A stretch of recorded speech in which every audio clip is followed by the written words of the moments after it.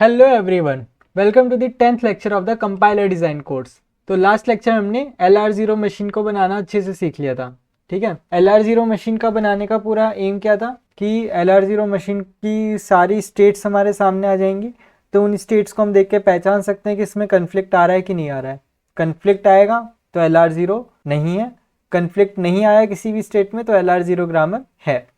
ठीक है, उसी तरीके से अब सेकंड क्या है आपका SLR parser, SLR1 parser. SLR1 parser की भी हम मशीन बनाएंगे। मशीन बना के हम उसका कन्फ्लिक्ट देखेंगे। कन्फ्लिक्ट अगर मिल जाएगा तो वो SLR1 नहीं है, और अगर कन्फ्लिक्ट नहीं मिलेगा तो SLR1 है। तो आज के इस लेक्चर में ये पूरा वन शॉट होने वाला है, SLR1 को सीखने वाले हैं अच्छे से।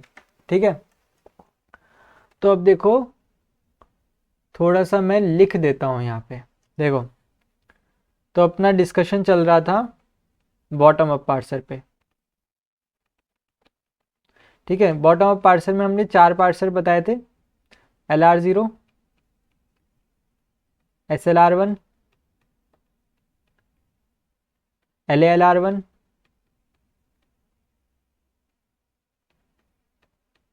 और CLR1। CLR1 का दूसरा नाम क्या है आपका LR1। ठीक है, अब देखो जो स्टार्टिंग के ये दो होते हैं ना, इनकी मशीन सेम होती है।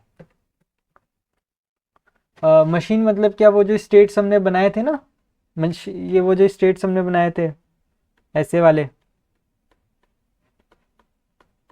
ऐसे स्टेट्स हमने नहीं बनाए थे, इसको हम बोलते हैं मशीन। तो जो स्टार्टिंग में फर्स्ट 2 पार्सर्स हैं उनकी मशीन जो है वो बिल्कुल सेम होती है। अब मशीन सेम होता है तो डिफरेंस क्या होता है, डिफरेंस होता है आपका डिफरेंट कन्फ्लिक्ट डेफिनेशन। ठीक है, डिफरेंट कन्फ्लिक्ट डेफिनेशन का क्या मतलब, आप जानते हो कि अगर हम ऊपर से नीचे आए तो कन्फ्लिक्ट जो है, नंबर ऑफ कन्फ्लिक्ट डिक्रीज। ठीक है, ऊपर से नीचे आते हैं तो नंबर ऑफ कन्फ्लिक्ट क्या होता है, डिक्रीज होते हैं, तभी तो ऊपर से नीचे आने पे पावर बढ़ती है। तो अब ऊपर से नीचे आने पे कन्फ्लिक्ट जो है वो डिक्रीज होते हैं, पर LR0 और SLR1 की जो मशीन है वो तो सेम है। अब मशीन सेम है, कन्फ्लिक्ट की डेफिनेशन भी सेम रहेगी, तो नंबर ऑफ कन्फ्लिक्ट भी सेम ही हो जाएगा ना भाई, है ना। इसका मतलब क्या है कि यहाँ पे कुछ कन्फ्लिक्ट जो LR0 में जो कन्फ्लिक्ट थे वो SLR1 में कन्फ्लिक्ट नहीं होंगे, तभी तो कन्फ्लिक्ट डिक्रीज हुए। समझ रहे हो, जो कन्फ्लिक्ट LR0 में कन्फ्लिक्ट था वो ज़रूरी नहीं कि SLR1 में भी कन्फ्लिक्ट होगा, हो सकता है कि SLR1 में कन्फ्लिक्ट ना हो, तभी तो नंबर ऑफ कन्फ्लिक्ट कम हो रहे हैं। समझ रहे हो, मशीन तो सेम है, नंबर ऑफ कन्फ्लिक्ट अलग हो रहे हैं, इसका मतलब कन्फ्लिक्ट की डेफिनेशन बदल रही होगी। तो अब देखो यहाँ पे कन्फ्लिक्ट की डेफिनेशन क्या, इधर हम बात करते हैं आपकी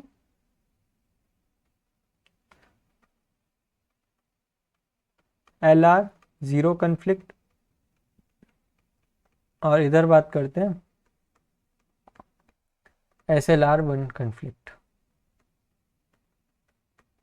ठीक है, तो इधर अगर आप मानो RR, दो तरीके के कन्फ्लिक्ट होते थे ना, बताए थे, एक होता था RR और एक होता था SR। ठीक है, RR क्या होता था कि आपकी जो है वो Y गिव्स अल्फा 2। ठीक है,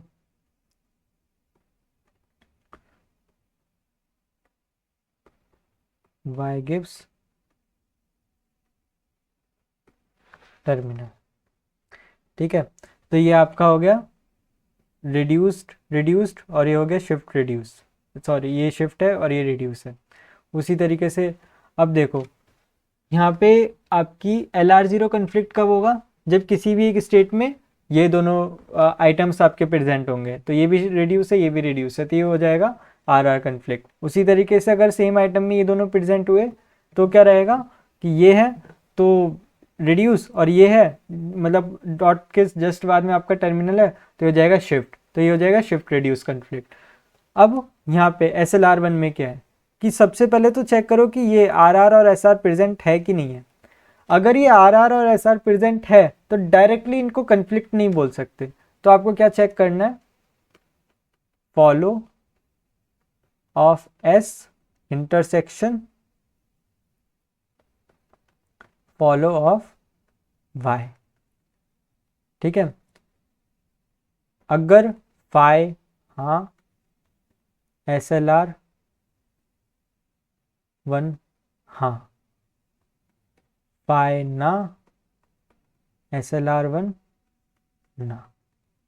समझ में आया? जो मैंने स्टार्टिंग में आपको ट्रिक बताई थी कि आपको याद ऐसे करके क्यों रखना है कि फाई हाँ तो LL हाँ, फाई ना तो LL ना। तो मैंने आपको बताया था ना कि जो फाई का लॉजिक है ना वो सब में यही चलने वाला है।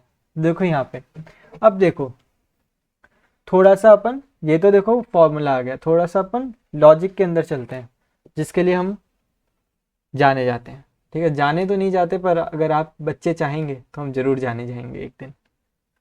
तो देखो यहाँ पे लुक अहेड कितना था, 0। लुक अहेड कितना था, 0। अब लुक अहेड 0 था। अब मैंने आपको बताया था कि जैसे ये टेप है, ये पार्सर है। लुक अहेड से क्या पता चलता है कि पार्सर एक बार में कितने शब्दों को, कितने टर्मिनल्स को रीड कर सकता है। ठीक है, अब पार्सर जो है वो यहां तक तो रीड कर चुका है, तो मतलब यहाँ पे डॉट होगा क्योंकि यहाँ डॉट के पहले का अपन रीड कर चुके हैं, डॉट के बाद का रीड करना है। ठीक है, तो पार्सर को इस समय नहीं पता होगा कि यहाँ पे क्या है। क्यों नहीं पता होगा? क्योंकि उसका लुक अहेड कितना है, 0। समझ रहे हो ना? पर अगर उसकी जगह पे अगर हम लें SLR पार्सर,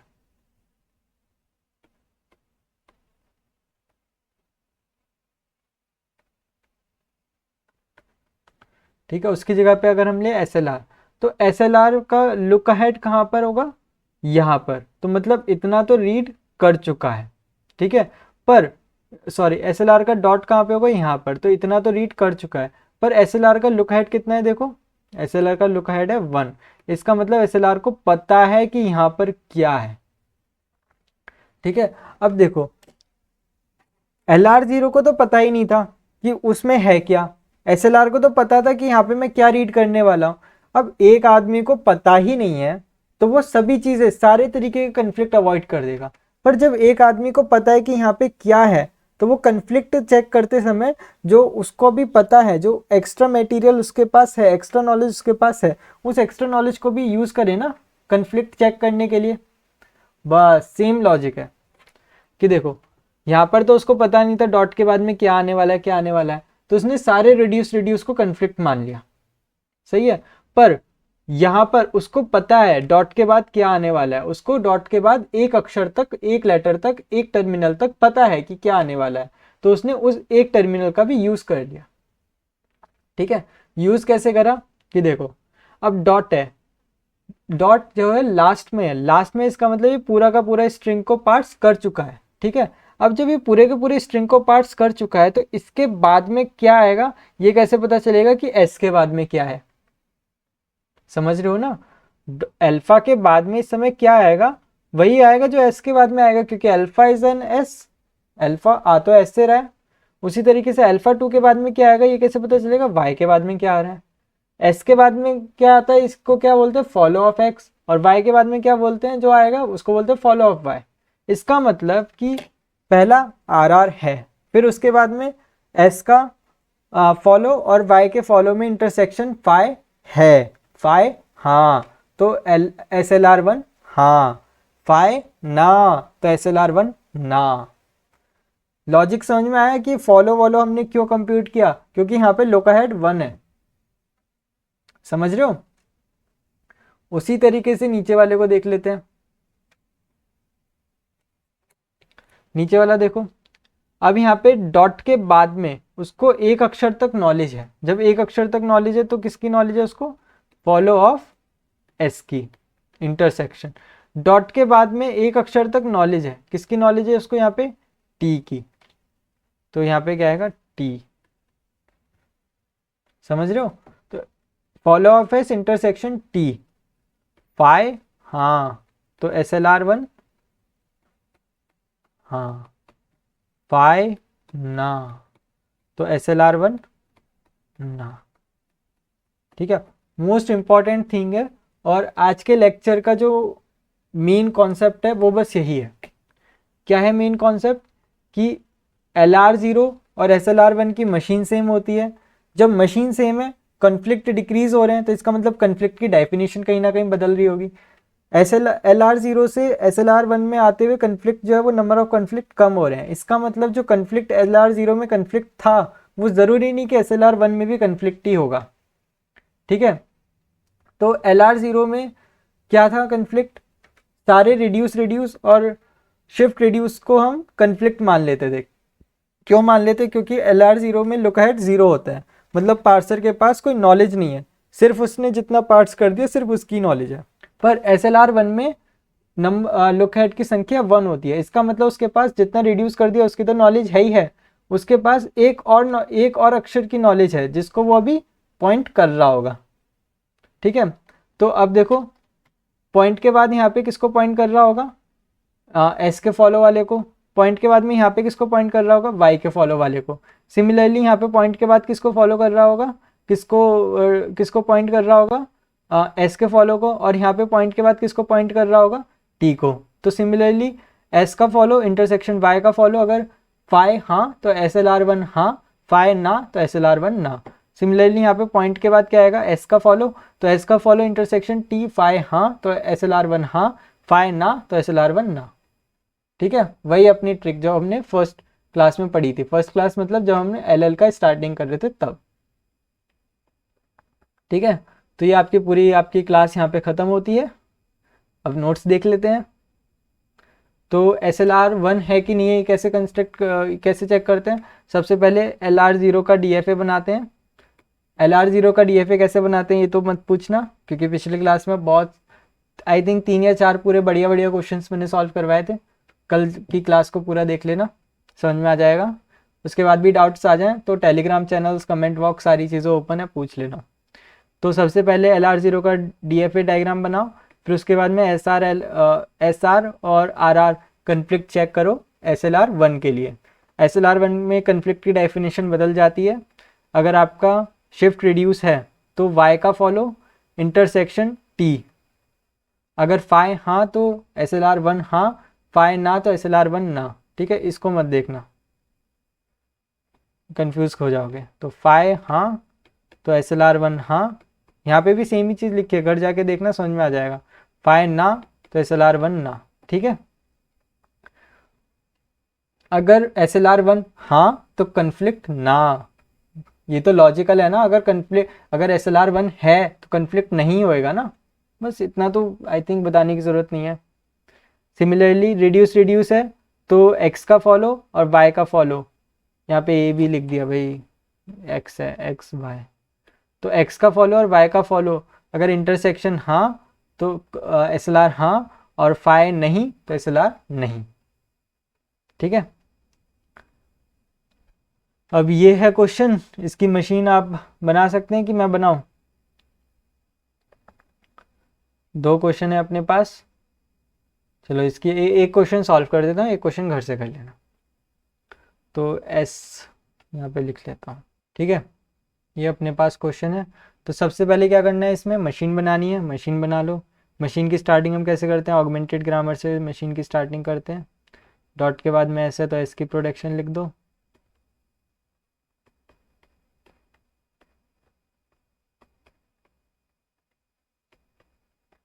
ठीक है, अब डॉट के बाद में ए है तो ए की प्रोडक्शन लिख दो।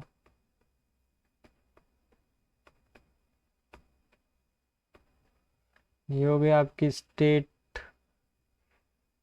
I0। सबसे पहले यहाँ पे एस, तो एस से आ जाएगा ये S dash gives S dash, और तो कुछ नहीं पड़ेगा एस से। फिर ये ए से पढ़ लेगा S gives A dot A, और तो कुछ नहीं पड़ेगा ए से। फिर ये आपका बी से पढ़ लेगा, तो S gives B dot B, और तो कुछ नहीं पड़ेगा बी से। फिर ये आपका स्मॉल सी से पढ़ लेगा, तो S gives C dot A B. अभी डॉट के बाद में आपका नॉन टर्मिनल आ रहा है तो एक ही आ गई आपकी। ठीक है, बस और तो नहीं पड़ेगा। फिर ये आ गया नीचे आपका एफ से दोनों पढ़ लेगा, ए से एफ डॉट, बी से एफ डॉट। ठीक है, अब आपके यहाँ पे आ जाते हैं, ये पूरा पढ़ लिया, ये छोटा ए से पढ़ लेगा, एस गिव्स ए डॉट, ये छोटा बी से पढ़ लेगा, एस गिव्स बी डॉट। फिर ये आपका ए से पढ़ लेगा, S gives C A dot B. इसके क्लोजर में अब कुछ नहीं आएगा क्योंकि डॉट के बाद में आपका टर्मिनल है, तो ये बचेगा। फिर ये एफ से पढ़ लेगा, एफ से ए गिव्स, इसमें भी क्लोजर में कुछ नहीं आएगा क्योंकि डॉट आपका लास्ट में है। फिर ये तो पूरा पढ़ ही चुका है। अब ये भी पढ़ लिया, ये भी पढ़ लिया, अब ये इसके डॉट बीच में आ रहा है तो ये बी से पढ़ लेगा, S gives C A B dot. ठीक है, यहाँ पे भी बात में आ रहा है। अब ये सारे के सारे पढ़ चुके हैं, मतलब कि ये आपका डायग्राम, ये आपकी मशीन पूरी हो गई। इस मशीन में आपके सारे के सारे अब पढ़ चुके हैं, मतलब सबके में जो डॉट है वो लास्ट में आ रहा है। अब इसमें देख लो नॉर्मल, सबसे पहले देखो normal S R R R कहाँ पे आ रहे हैं। तो एस आर आर आर के लिए सबसे पहले तो ये एक्सेप्टेंस है, ये एक्सेप्टेंस है, मतलब ये इसमें कन्फ्लिक्ट नहीं है, इसमें कन्फ्लिक्ट नहीं है क्योंकि एक ही एक है, इसमें भी नहीं है, इसमें भी नहीं है, इसमें भी नहीं है, इसमें भी नहीं है, इसमें दो हैं छोड़ो, इसमें दो हैं छोड़ो, इसमें दो। फिर अब वो वाले हटा दो जिसमें कोई भी रिड्यूस नहीं है।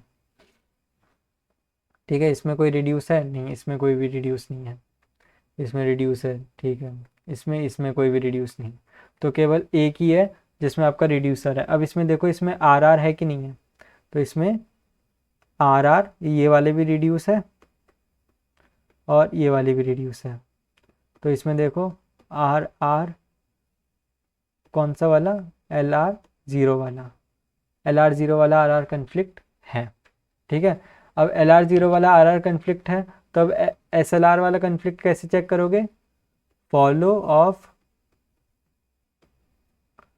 ए इंटरसेक्शन फॉलो ऑफ बी, ये चेक करोगे। ए का फॉलो किया है आपका, फॉलो ऑफ ए क्या है आपका, यहाँ पे देखो ए के बाद में क्या आ रहा है आपका, ये छोटा ए आ रहा है और छोटा बी आ रहा है, बस और तो कुछ नहीं आ रहा। तो ए और बी, फॉलो ऑफ बी क्या है आपका, फॉलो ऑफ बी क्या है आपका, सिर्फ बी। तो फॉलो ऑफ बी क्या है यहाँ पे, बी, इसीलिए मैंने फॉलो सेट पे इतना ध्यान दिया था। ठीक है, अब देखो फॉलो ऑफ ए क्या है आपका, A comma B intersection follow of B क्या है आपका, बी। अब देखो इन दोनों का इंटरसेक्शन लो, क्या फाई हाँ है, नहीं भाई फाई ना है, दोनों में इंटरसेक्शन फाई नहीं है।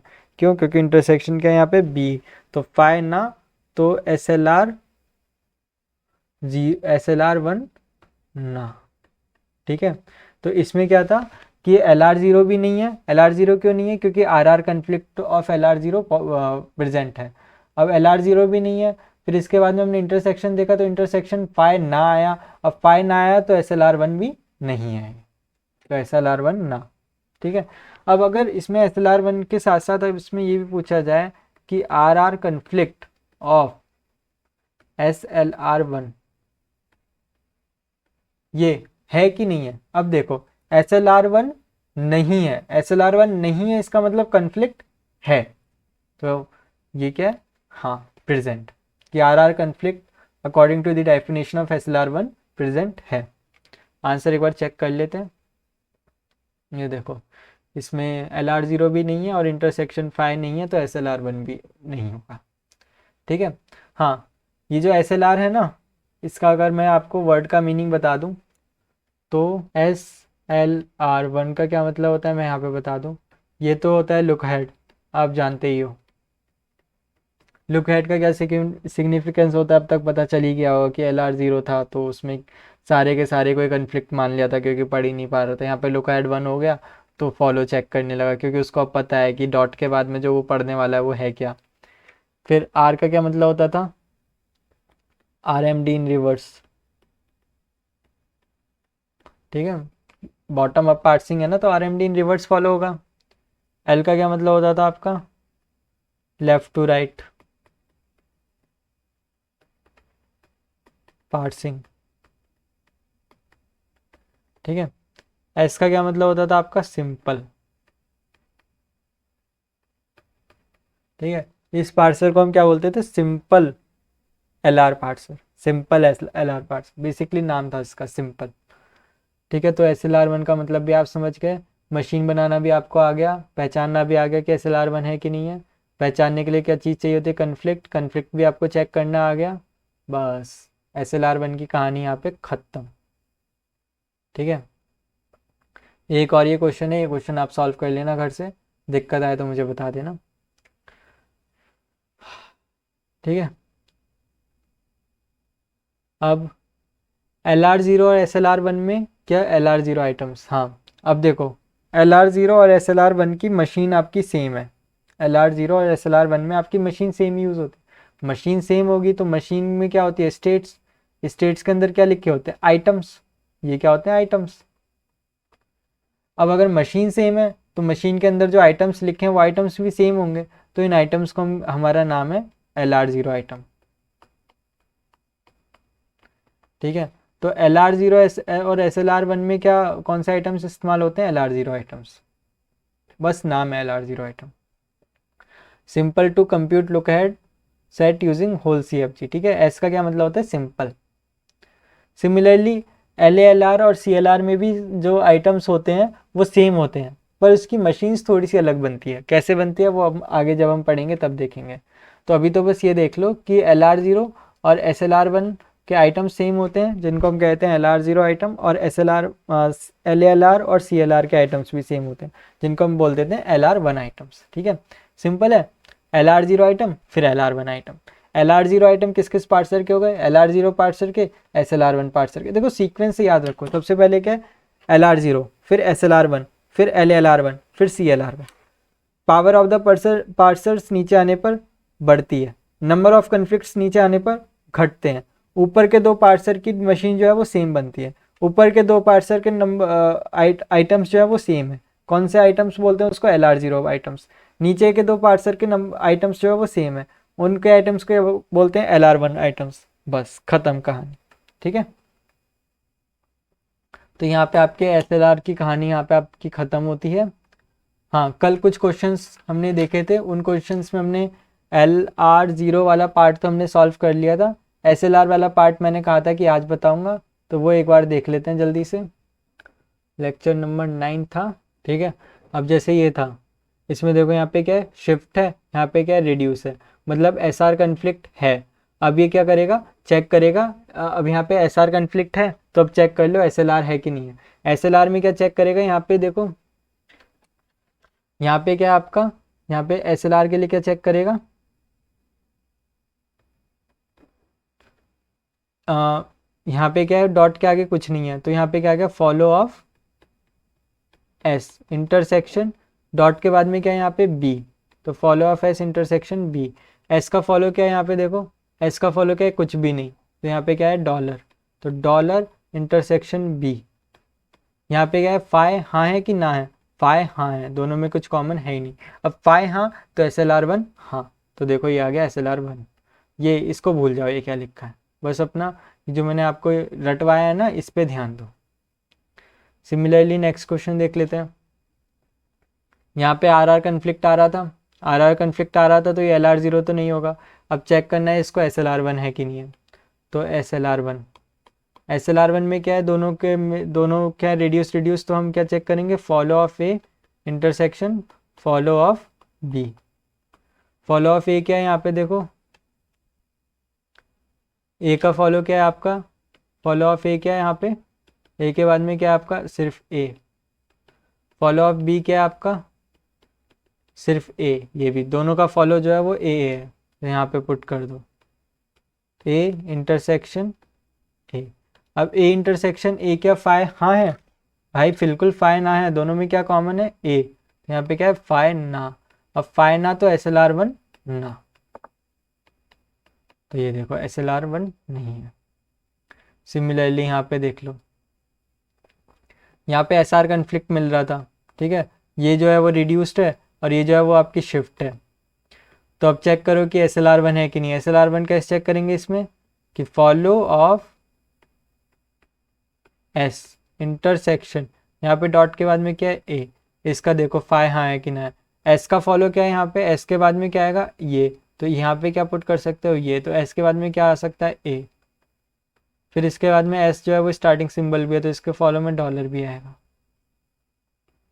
तो ये देखो इसमें क्या दोनों में कॉमन कुछ मिल रहा है, हाँ बिल्कुल ए आपका जो है वो कॉमन है। तो यहाँ पे जो है फाई ना है, फाई ना है तो एस एल आर वन नहीं होगा, मतलब एस एल आर वन नहीं होगा, ठीक है।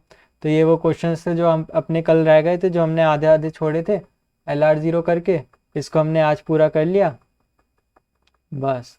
तो यहाँ पे आपकी एस एल आर की कहानी ख़त्म हो गई। एस एल आर आपको लग रहा होगा कि छोटा सा पार्सर है, आज का लेक्चर जो है वो थोड़ा सा छोटा बना, पर देखो एस एल आर की मशीन बनाना अगर आप देखा जाए तो एस एल आर की मशीन बनाना आप कल ही सीख गए थे। क्यों? क्योंकि एस एल आर और एल आर ज़ीरो की मशीन तो सेम ही बनती है, ठीक है। तो यहाँ पे आपका एस एल आर पार्सर ख़त्म होता है। अब बात आती है इन दोनों की टेबल बनाने की, तो टेबल बनाना इन दोनों का ज़रूरी है नहीं, फिर भी मैं सिखा दूंगा जस्ट फॉर कंप्लीशन, पर टेबल बनाने से कभी क्वेश्चन आते नहीं है। तो नेक्स्ट क्लास में हम लेके चलेंगे अब L A L are parser को, ठीक है। तो चलिए ओके, टाटा बाय बाय।